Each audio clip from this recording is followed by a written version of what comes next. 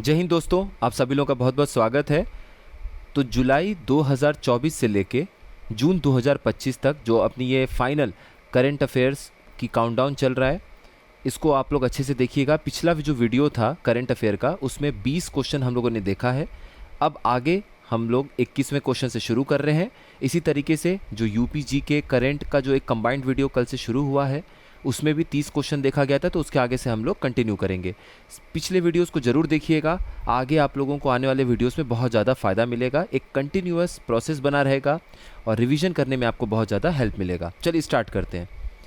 हाल ही में union government ने national commission for सफाई कर्मचारी का जो टेन्योर है, उसको 31 मार्च किस वर्ष के 31 मार्च तक बढ़ा दिया है। यानी हाल ही में केंद्र सरकार ने राष्ट्रीय सफाई कर्मचारी आयोग का कार्यकाल किस वर्ष के 31 मार्च तक बढ़ा दिया है, ये आपका सवाल है। तो यहाँ पर सही ऑप्शन हो जाएगा 2028। अब इसमें कुछ चीज़ें हैं जो आपको जानना ज़रूरी है, क्योंकि ये कुछ महीने पहले का ही करंट अफेयर है और एग्ज़ाम में आने का चांस है। देखिए, इसके जो चेयरपर्सन होते हैं वो केंद्रीय स्तर के मंत्री होते हैं, लेकिन केंद्रीय राज्य मंत्री दर्जा प्राप्त जो या केंद्रीय राज्य मंत्री स्तर के जो मंत्री होते हैं, जिन्हें हम कहते हैं union minister of state rank, वो चेयरपर्सन होते हैं, वो अध्यक्ष होते हैं। बात करें कि वाइस चेयरपर्सन उपाध्यक्ष कौन होता है, तो वो सचिव होते हैं, सेक्रेटरी रैंक के अधिकारी। एक बात याद रखिएगा, 1994 में 1994 में इसे एक वैधानिक निकाय स्टैट्यूटरी बॉडी के रूप में स्थापित किया गया था, लेकिन 2004 से ये अब वैधानिक बॉडी मतलब वैधानिक निकाय स्टैट्यूटरी बॉडी की तरह काम नहीं कर रहा है। ये 2004 से सामाजिक न्याय और अधिकारिता मंत्रालय, जिसे हम कहते हैं ministry of social justice and empowerment, उसके तहत एक गैर वैधानिक निकाय के रूप में कार्य कर रहा है। 20 साल के ऊपर हो गया इसे कार्य करते हुए। न्यूज़ में था तो देखना जरूरी था। किस देश के राष्ट्रपति प्रोबोवो सुबियांतो मुख्य अतिथि के तौर पर अपने 76वें भारतीय गणतंत्र दिवस समारोह में उपस्थित हुए थे? तो ये इंडोनेशिया के राष्ट्रपति हैं श्री प्रोबोवो सुबियांटो जी, और ये हमारे देश के 76th रिपब्लिक डे सेलिब्रेशन में मुख्य अतिथि चीफ गेस्ट के तौर पर शामिल हुए थे। इस बात को ध्यान रखिएगा। अब देखिए, हाँ, यही डिटेल है। अब आप ये बस एक बात बताइएगा, हो सकता है कि थोड़ा सा ट्विस्ट करने के चक्कर में, टफ बनाने के चक्कर में आपसे पूछा जा सकता है, अब तक इंडोनेशिया के कितने प्रेसिडेंट भारत में मुख्य अतिथि के तौर पर हमारे गणतंत्र दिवस पर आ चुके हैं या फिर इंडिपेंडेंस डे में आ चुके हैं? आप एक बार जरूर देखिएगा कि इनसे पहले, प्रोबोवो सुबियांतो जी से पहले, और कितने इंडोनेशिया के ऐसे राष्ट्रपति हैं जो कि मुख्य अतिथि के तौर पर भारत में आ चुके हैं गणतंत्र दिवस पर। इस बात का ध्यान रखिएगा, गणतंत्र दिवस पर किनको बुलाया गया मुख्य अतिथि के तौर पर। अब तक जितने भी इंडोनेशिया के राष्ट्रपति हैं उनके बारे में जरूर लिखिएगा, बहुत ज़्यादा फायदा होगा आपको। कुछ चीज़ें आपको सर्च करनी है।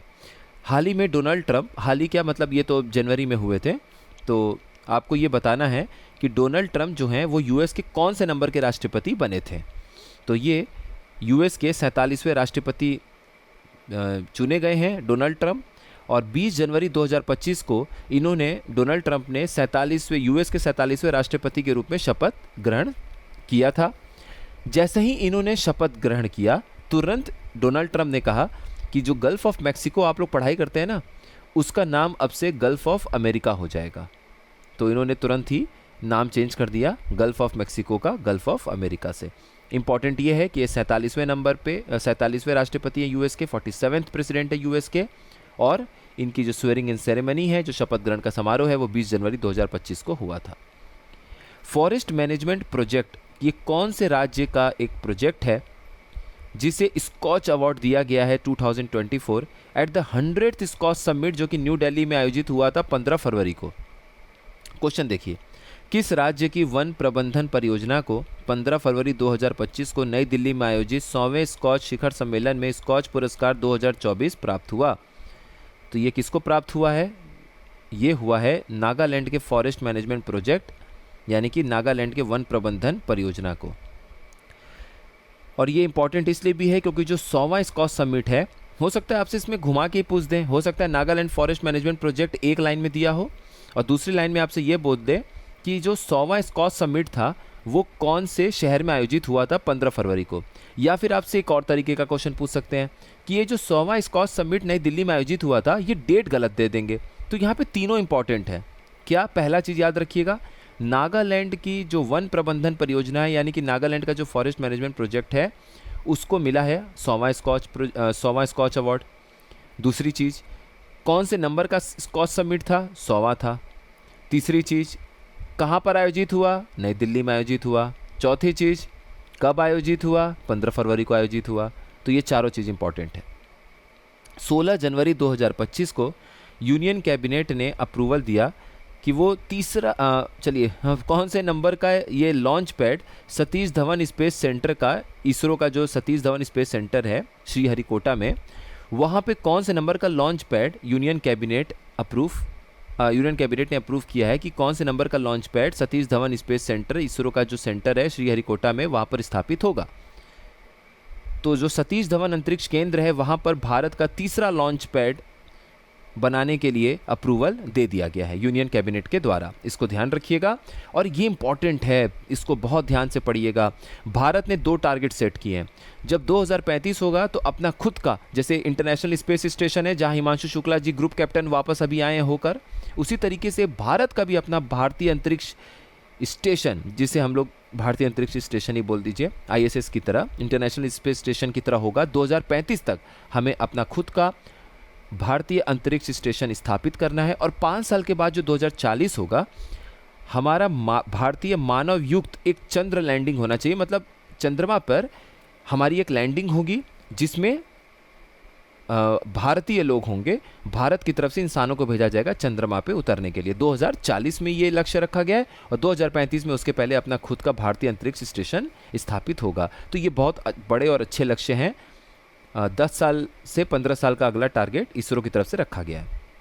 हाल ही में जो इंटरनेशनल पुलिस है, जिसे इंटरपोल आप लोग कहते हैं, तो इंटरपोल ने कौन से कलर का नोटिस पहली बार जारी किया है क्रिमिनल्स जो होते हैं उनकी संपत्ति को टारगेट करने के लिए, कि क्रिमिनल्स हैं, उनकी धरपकड़ जारी है, लेकिन उनकी संपत्ति को भी जब्त कर लीजिए। तो इस तरीके का एक नोटिस, इस चीज़ के लिए, इस कारण के लिए एक नोटिस उन्होंने जारी किया है।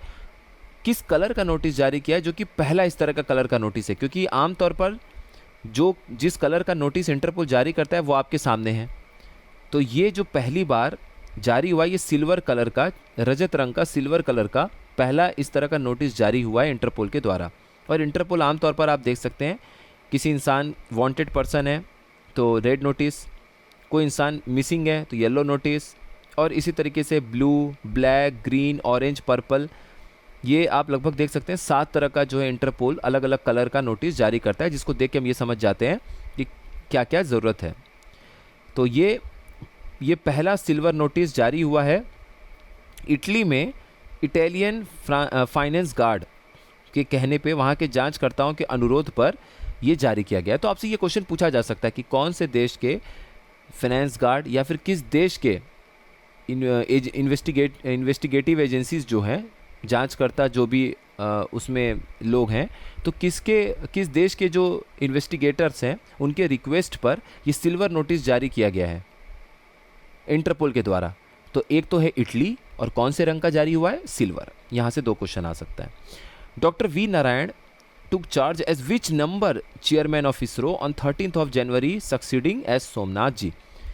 एस सोमनाथ जी अभी जस्ट रिटायर्ड हुए कुछ समय पहले, और उनके बाद इसरो के नए चेयरमैन कौन बने? Doctor V Narayan. आपको बताना है कि doctor V Narayan ji S Somnath ji के बाद कौन से नंबर के वो बने हैं। तो एस सोमनाथ जी के बाद 11वें जो इसरो के चेयरमैन बने हैं वो हैं अपने वी नारायण जी। तो ये 11वें नंबर के चेयरमैन है इसरो के, आप ध्यान रखिएगा। Union minister of commerce and industry जो पीयूष गोयल जी हैं, 14 जनवरी को इन्होंने इनॉग्रेट किया नेशनल टर्मरिक बोर्ड। इंपॉर्टेंट है, ध्यान रखिएगा। इसका हेडक्वार्टर कौन से शहर में आपको बताना है। यानी केंद्रीय वाणिज्य एवं उद्योग मंत्री पीयूष गोयल जी ने 14 जनवरी 2025 को राष्ट्रीय हल्दी बोर्ड का उद्घाटन किया, जिसका मुख्यालय किस शहर में होगा? ये मुख्यालय होगा निज़ामाबाद, जो कि आपका तेलंगाना में पड़ता है। इसमें किसी भी तरह का कोई डाउट नहीं होना चाहिए। और एक और इम्पॉर्टेंट चीज़, पल्ले गंगा रेड्डी जी ये इसके पहले चेयरपर्सन होंगे। तो पल्ले गंगा रेड्डी जी जो हैं वो राष्ट्रीय हल्दी बोर्ड के पहले चेयरपर्सन होंगे, ध्यान रखिएगा। और ये जो अपना खिचड़ी वाला त्यौहार वाला दिन है 14 जनवरी, उसी दिन केंद्रीय वाणिज्य एवं उद्योग मंत्री पीयूष गोयल जी ने राष्ट्रीय हल्दी बोर्ड का उद्घाटन किया था, जिसका मुख्यालय निजामाबाद तेलंगाना में होगा और पल्ले गंगा रेड्डी जी इसके पहले अध्यक्ष होंगे। देखिए ये भी बहुत इंपॉर्टेंट है, ध्यान रखिएगा। वैसे सारे इंपॉर्टेंट वाले ही हैं बट ये भी इंपॉर्टेंट है।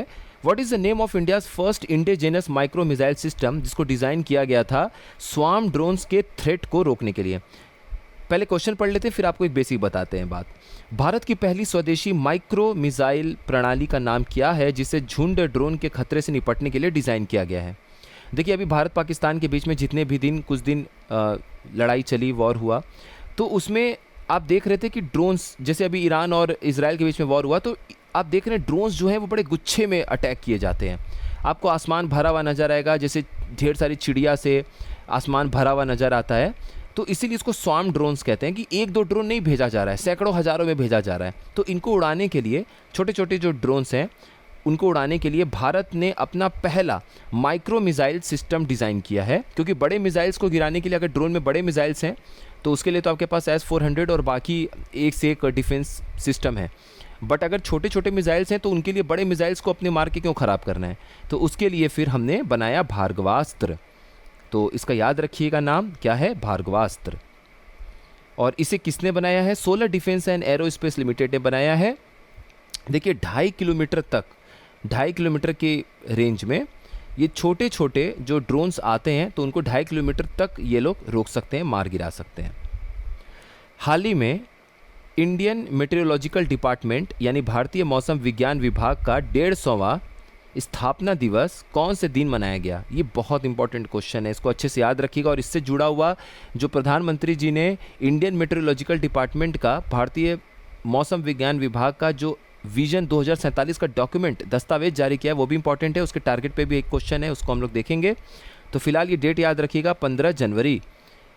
तो 1875 यानी 15 जनवरी 1875 में इंडियन मेट्रोलॉजिकल डिपार्टमेंट यानी कि भारत जो मौसम विज्ञान विभाग है, उसने अपने 150वें वर्ष की अपनी पूरी सेवा पूरी कर ली। 1875 में 15 जनवरी के दिन इसे स्थापित किया गया था और 150 साल इसका पूरा हो गया 15 जनवरी 2025 को। तो वेरी इंपॉर्टेंट है ये। कौन से शहर में पहला खो खो वर्ल्ड कप आयोजित किया गया 13 से 19 जनवरी के बीच में। पहला खो खो विश्व कप 13 से 19 जनवरी तक किस शहर में आयोजित किया गया था, तो यह आयोजित किया गया था नई दिल्ली में। अब इसमें हमें और चीज़ें देखनी है। देखिए चाहे वो मेल टीम हो चाहे फीमेल टीम हो, दोनों में ही भारत जीता। और भारत ने किसको हराया, नेपाल को हराया। तो यहाँ देखिए भारत पहले खो खो विश्व कप 2025 का चैंपियन बनकर उभरा। उसने फाइनल में नेपाल को हराकर पुरुष और महिला दोनों खो खो विश्व चैंपियन खिताब जीते। तो चाहे वो पुरुष वाली बात हो चाहे महिला टीम की बात हो, दोनों में भारत जीता है। अब इसमें कुछ इंपॉर्टेंट और चीज़ हैं, उनको आपको देखना ज़रूरी है। जो बेस्ट अटैकर का अवार्ड दिया गया, इसमें इस प्राइज़ दिया गया, वो थे सुयश करगेट जी। सुयश करगेट जी भारत के हैं। बेस्ट डिफेंडर, सर्वश्रेष्ठ डिफेंडर रोहित वर्मा जो नेपाल के हैं, उनको दिया गया। और सर्वश्रेष्ठ खिलाड़ी जो हैं, सर्वश्रेष्ठ खिलाड़ी और बेस्ट प्लेयर के रूप में मेहुल जो भारत के हैं, उनको ये पुरस्कार दिया गया। तो ये इंपॉर्टेंट है, ध्यान रखिएगा। यूपी गवर्नमेंट ने 50 करोड़ का एलोकेशन किया था अपने बजट 2025-26 में एक उत्तर प्रदेश में फॉरेस्ट्री और हॉर्टिकल्चर यूनिवर्सिटी की स्थापना करने के लिए। आपको बताना है कि कौन से शहर में इसकी स्थापना होनी है। उत्तर प्रदेश सरकार ने 2025-26 के बजट में किस शहर में उत्तर प्रदेश वानिकी एवं बागवानी विश्वविद्यालय की स्थापना के लिए 50 करोड़ रुपए आवंटित किए हैं, यही सवाल है। तो ये कहाँ पर किए हैं, ये गोरखपुर में यूपी का फॉरेस्ट्री और हॉर्टिकल्चर यूनिवर्सिटी बनेगा। अब सवाल ये उठता है कि क्या ये पूरे भारत का पहला इस तरह का कोई यूनिवर्सिटी होगा। तो देखिए ऐसा नहीं है, लेकिन पहला नहीं है तो क्या हुआ, ये दूसरे नंबर पर तो ज़रूर है। क्योंकि जो भारत का पहला फॉरेस्ट्री इंस्टीट्यूट है रिसर्च को लेकर, वो तेलंगाना में है। और तेलंगाना के वानिकी महाविद्यालय एवं अनुसंधान संस्थान के बाद यह भारत का दूसरा वानिकी विश्वविद्यालय होगा, यानी कि भारत का दूसरा फॉरेस्ट्री इंस्टीट्यूट होगा। और उत्तर प्रदेश सरकार ने गोरखपुर में उत्तर प्रदेश वानिकी एवं बागवानी विश्वविद्यालय यानी कि Uttar Pradesh forestry and horticulture university की स्थापना के लिए 2025-26 के अपने बजट में 50 करोड़ रुपए आवंटित किए हैं। तो एक तो पैसा भी पता चल गया, अगर आपको घुमाने के लिए 500 करोड़, 50,000 करोड़, कुछ भी खेलेगा 5,000 करोड़, आप समझ जाएंगे। और अगर जिला पूछेगा, शहर पूछेगा, तो वो भी आपको पता चल गया। देखिए, जब भारतीय मौसम विज्ञान विभाग का, इंडियन मेट्रोलॉजिकल डिपार्टमेंट का 150वां स्थापना दिवस मनाया गया 15 जनवरी को, तो उसी समय प्रधानमंत्री जी ने आईएमडी का 2047 का विजन डॉक्यूमेंट जो है उसको रिलीज़ किया। उसके हिसाब से सवाल ये है कि आईएमडी के 2047 का जो विजन दस्तावेज का लक्ष्य किस वर्ष तक 3 दिनों तक शून्य त्रुटि पूर्वानुमान और 5 दिवसीय पूर्वानुमानों के लिए 90% तक सटीकता प्राप्त करना है। यानी कि जब हम मौसम का फॉरकास्टिंग करें कि आज से 3 दिन बाद मौसम कैसा रहेगा, बारिश होगी नहीं, तो उसमें अगले 3 दिन तक का तो हम लोग 0% एरर के साथ फॉरकास्ट कर सकें। मतलब अगर हम कह रहे हैं कि अगले 3 दिन में बारिश होगी तो बारिश होगी, अगले 3 दिन में अगर बहुत तेज हवा चलेगी तो हवा चलेगी। और अगर हम बात करेंगे अगले 5 दिन की भविष्यवाणी का मौसम विज्ञान विभाग के द्वारा, तो वहाँ पर 90% तक हमें एक्यूरेसी मिलनी चाहिए। तो ये हमारा जो विजन है, लक्ष्य है, ये किस वर्ष तक पूरा होना चाहिए? ये 2047 तक पूरा होना चाहिए, ये डॉक्यूमेंट यही बोलता है। इसमें कुछ और चीज़ें हैं। आपदा से जो होने वाली मौतें हैं उसको हमें शून्य करना है, यानी 2047 तक हमें अपना मौसम विभाग के जो भविष्यवाणी है उसको इतना बेहतरीन कर देना है कि हम पहले ही भांप लें कि आपदा कितने बड़े स्तर पे आ रही है, जिससे कि शून्य मौतें हों। देखिए, घर का डैमेज हो जाना फिर भी काम बन सकता है क्योंकि घर ईंट से बनता है, लेकिन इंसान का डैमेज होना कभी रिपेयर नहीं कर सकते आप, अनलेस कि वो बहुत नॉर्मल सा डैमेज हो। और अगर इंसान ही नहीं रहा तो फिर वो तो कभी रिप्लेस नहीं हो सकता किसी चीज़ से। दूसरा चीज़ क्या है कि जो ये पूर्वानुमान है इसकी सटीकता को बेहतर किया जा सके, यानी कि फोरकास्ट की एक्यूरेसी को इम्प्रूव किया जा सके। कितना इम्प्रूव करेंगे, ये है टारगेट, इसको बस एक बार आपको पढ़ना है। आईएमडी का एम है कि 0 एरर की फोरकास्टिंग होनी चाहिए अगले 3 दिन में, यानी अगले 3 दिन का जो पूर्वानुमान है उसमें 0% का एरर होना चाहिए, शून्य त्रुटि पूर्वानुमान होना चाहिए। और जब बात होगी 5 दिवसीय पूर्वानुमानों के लिए तो 90% की सटीकता प्राप्त करनी है। अगर हम 7 दिन तक चलें तो 7 दिनों तक चलने वाले गंभीर मौसम पूर्वानुमानों के लिए लक्ष्य रखा गया कि 80% तक सटीकता हो। और अगर अगले 10 दिन के लिए हमें मौसम का पूर्वानुमान बताना है तो 70% तक सटीकता होनी चाहिए। Uttar Pradesh government will establish the country's first Hindi literature museum in which city. Uttar Pradesh सरकार देश का पहला हिंदी साहित्य संग्रहालय किस शहर में स्थापित करेगी? तो ये वाराणसी में स्थापित होने वाला है और ये देश का पहला हिंदी लिटरेचर म्यूजियम होगा, यानी कि भारत का पहला हिंदी साहित्य संग्रहालय होगा। This museum will be the country's first museum dedicated to language. और यह संग्रहालय किसी भाषा को समर्पित देश का पहला संग्रहालय होगा। ध्यान रखिएगा। एक्सरसाइज डेजर्ट हंट, जिसमें हमारे तीनों ही सेनाओं के जो स्पेशल फोर्स होते हैं वो उसमें पार्टिसिपेट करते हैं। तो आपको बताना है कि ये जो एक्सरसाइज डेजर्ट हंट है ये 24 से 28 फरवरी तक जो चला है, ये अपने इंडिया में कहाँ पर, किस शहर के एयरफोर्स स्टेशन के पास में आयोजित किया गया था। तो इसमें क्या होता है कि आपके जो नेवी कमांडो हैं मार्कोस, आपके जो एयरफोर्स के स्पेशल कमांडो हैं जिनको हम लोग कहते हैं गरुड़, और आपके जो इंडियन एयरफोर्स के स्पेशल कमांडोज़ हैं जिनको हम लोग स्पेशल फोर्सेस होते हैं, वो स्पेशल फोर्सेस होते हैं, पैरामिलिट्री फोर्स, इन तीनों ही स्पेशल फोर्सेस का आपस में एक एक्सरसाइज होता है। तो आपको यही बताना है कि ये जो इनका मिलकर अभ्यास होता है तीनों ही स्पेशल फोर्सेस का, ये एक्सरसाइज डेजर्ट हंट जो कहलाता है, इस बार कहाँ आयोजित हुआ था? तो ये हुआ था जोधपुर एयरफोर्स स्टेशन के पास।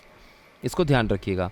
तो इसमें भारतीय सेना के पैरा स्पेशल फोर्स, भारतीय नौसेना के मरीन कमांडो जिनको हम लोग मार्कोस कहते हैं, और इंडियन एयरफोर्स के गरुड़ जो विशेष बल हैं, वो तीनों ही शामिल होते हैं।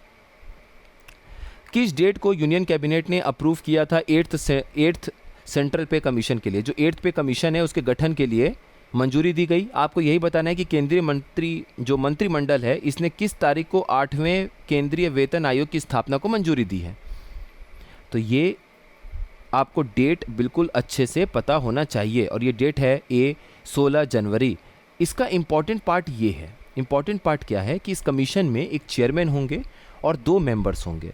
बाकी जो डिटेल है वो आने वाले टाइम में आपको पता चल जाएगा। पहला जो इंटरनेशनल कॉन्फ्रेंस हुआ है कार्बन मार्केट पे, इसका नाम है प्रकृति 2025। कि कौन से शहर में आयोजित की गई थी 24 से 25 फरवरी तक। तो कार्बन बाजार पर पहला अंतर्राष्ट्रीय सम्मेलन प्रकृति 2025 24 से 25 फरवरी को किस शहर में आयोजित किया गया था? तो ये आयोजित किया गया था नई दिल्ली में, बी। इसका आयोजन विद्युत मंत्रालय के अंतर्गत ऊर्जा दक्षता ब्यूरो, जिसको हम लोग कहते हैं bureau of energy efficiency, ministry of power के अंतर्गत है, उसी के द्वारा इसका आयोजन किया गया था। First ever all India transgender conference, किन्नर महासम्मेलन का आयोजन कौन से शहर में किया गया था? यानी पहला अखिल भारतीय ट्रांसजेंडर सम्मेलन, किन्नर महासम्मेलन किस शहर में आयोजित किया गया था, यही आपको बताना है। तो ये आयोजित किया गया था अजमेर में। ध्यान रखिएगा, अजमेर में पहली बार अखिल भारतीय ट्रांसजेंडर सम्मेलन यानी कि किन्नर महासम्मेलन का आयोजन किया गया, जो कि 10 दिनों तक चला।